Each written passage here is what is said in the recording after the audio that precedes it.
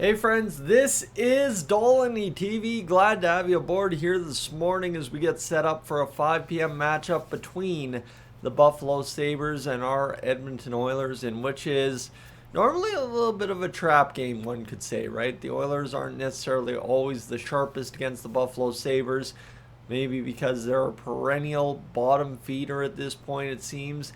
And the Buffalo Sabres, even over the last few years when they've been riding hot, the Oilers have also struggled. So what comes of a game on the East Coast against the Buffalo Sabres tonight, that remains to be seen.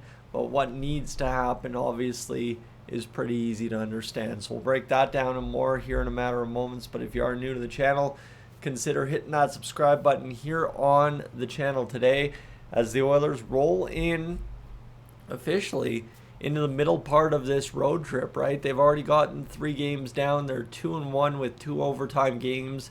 The Buffalo Sabres are a not so great team again this year, and I think it's pretty clear as an Oilers fan that this needs, as with every single time it feels like we face the Sabres in Buffalo, this needs to be a game where the Oilers exert their will and absolutely dominate the Sabres from start to finish. Now, again, that's where I say it's not as easy as said because, yeah, you know what? It's easy to say the Oilers need to dominate and go out there and do everything. And clearly with the team that we now have assembled with Zach Hyman back and the way he played in his first game of the season, it should be a lot simpler to do than it was maybe a week ago.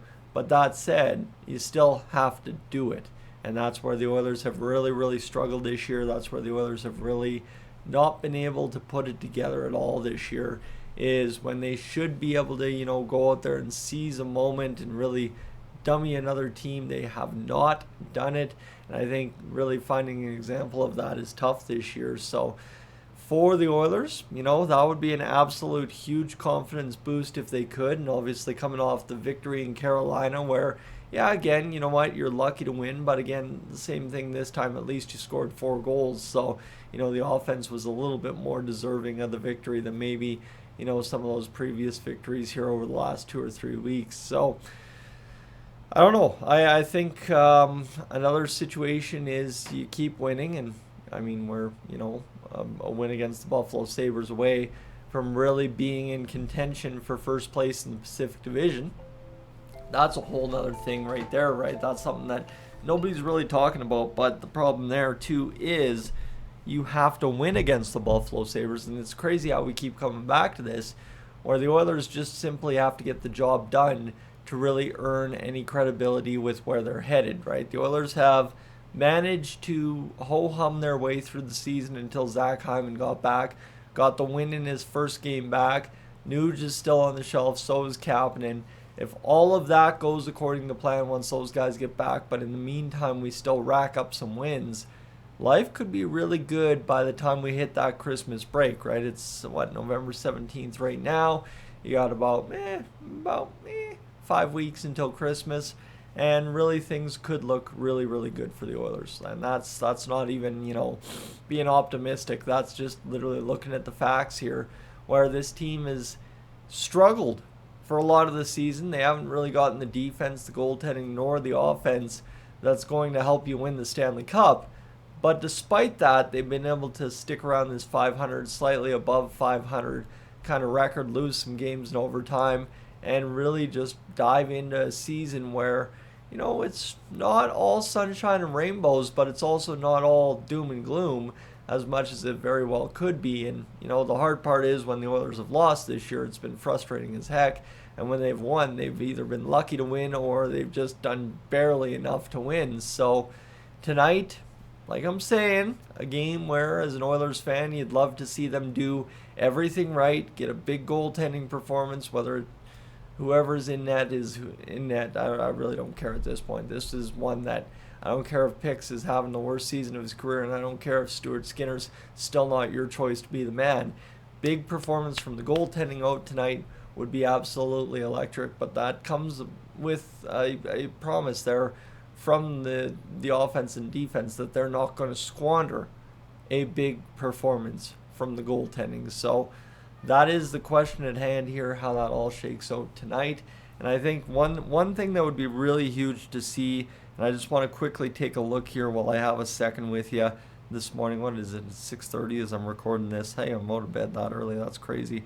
Just want to take a look with the Buffalo Sabres, see how their goaltending is faring so far this year, because again, Ukko-Pekka Luukkonen is a guy we continue to monitor as Oilers fans. Well, he's got worse numbers than Stuart Skinner, so that's the thing. Alex Lyons played the majority of time. He's got a .907 save percentage despite a .307 goals against average.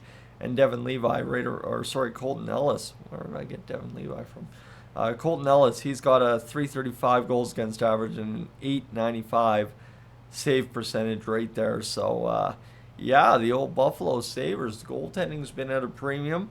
The offense, really, they have a couple of guys doing the job. We know we're interested a little bit there in Alex Tuch with 16 points, Tage Thompson with 16 points, and Josh Doan with 12 alongside Rasmus Dahlin with 11. And that's really the forward core for the Buffalo Sabres. I mean, Ryan McLeod, former Oiler, with 9 points, but really it's just kind of a tale of the Edmonton Oilers after that. So, yeah, I guess the question is here, as a Buffalo Sabres team, are they even going to be able to muster anything? And that's why I say it's always a problem for the Oilers against the Sabres in Buffalo, because we always look at it and say the Buffalo Sabres shouldn't be much of a fight, and then they dummy us like 6-1 or something. So avoiding that, and obviously getting on the goaltending early for the Sabres. You know, McDavid's all of a sudden riding a new confidence streak. You got Jack Roslovic, who's been absolutely lighting it up.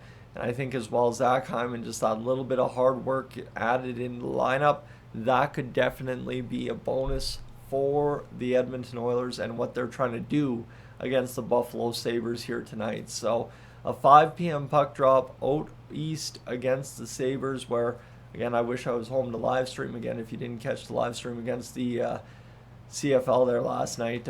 Had some time, don't have some time tonight, have some errands to run around town tonight, and then we'll get back, sit down and watch probably the second period and the third period against the Sabres as the Oilers try to take home what is going to be a very important W. Like I said right off the top, this win, and friends, you get it today against the Buffalo Sabres, and it puts you right in to contention with the rest of the Pacific Division for first spot. And then really from there, the conversation can be had. So we'll see, right? We're a victory away at this point from really being taken serious again. But the problem is we're facing the Buffalo Sabres, and that is always a problem when it comes to winning. So right now, friends, this is Dolynny TV. Thanks for being aboard. If you are new to the channel, like I said off the top, consider hitting that subscribe button. Would love to have you aboard as a regular viewer here on the channel. But for right now, the Saskatchewan Roughriders are Grey Cup champions. That was a blast last night, and we look forward to the Edmonton Oilers taking to the ice in Buffalo tonight.